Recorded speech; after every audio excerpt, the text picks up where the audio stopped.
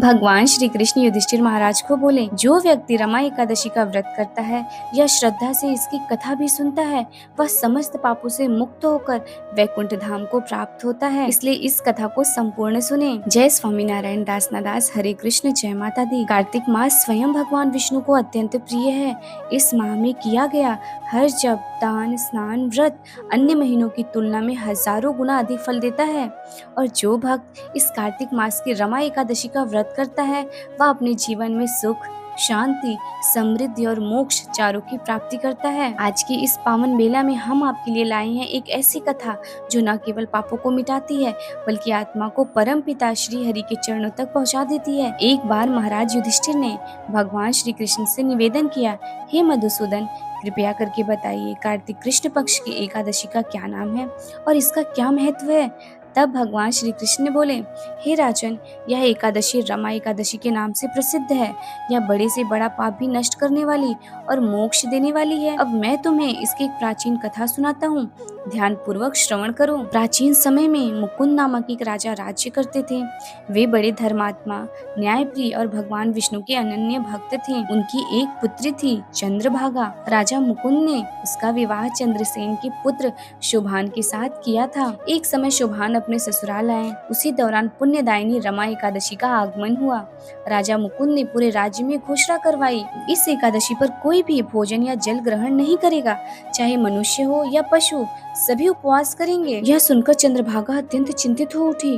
वह सोचने लगी, मेरे पति शोभान बहुत दुर्बल हैं, वे यह कठोर व्रत कैसे निभा पाएंगे। शोभान ने कहा, प्रिय, मैं भूखा नहीं रह सकता, यदि उपवास किया तो प्राण चले जाएंगे। चंद्रभागा ने उत्तर दिया, स्वामी, मेरे पिता के राज्य में यह नियम अटल है, यहाँ कोई भी जल तक नहीं पीता। यदि आप व्रत नहीं कर सकते तो किसी अन्य स्थान पर चले जाइए। शोभान बोले, अब जो भाग्य में लिखा है वही होगा, मैं यह व्रत अवश्य करूंगा। व्रत का दिन आया। शोभान ने उपवास किया, किंतु भूख और प्यास से उनका शरीर व्याकुल हो उठा। प्रभात होते होते उनके प्राण निकल गए। राजा मुकुंद ने उनका वैदिक रीति से अंतिम संस्कार करवाया, परंतु चंद्रभागा ने अपने पिता की आज्ञा से शरीर नहीं त्यागा और वहीं रहने लगी। रमा एकादशी के प्रभाव से शोभान को मंदराचल पर्वत पर एक अद्भुत देवपुर प्राप्त हुआ। वहाँ धन्य धान्य, ऐश्वर्य, देवांगनाएं, सब कुछ था, किंतु वह नगर अस्थिर था।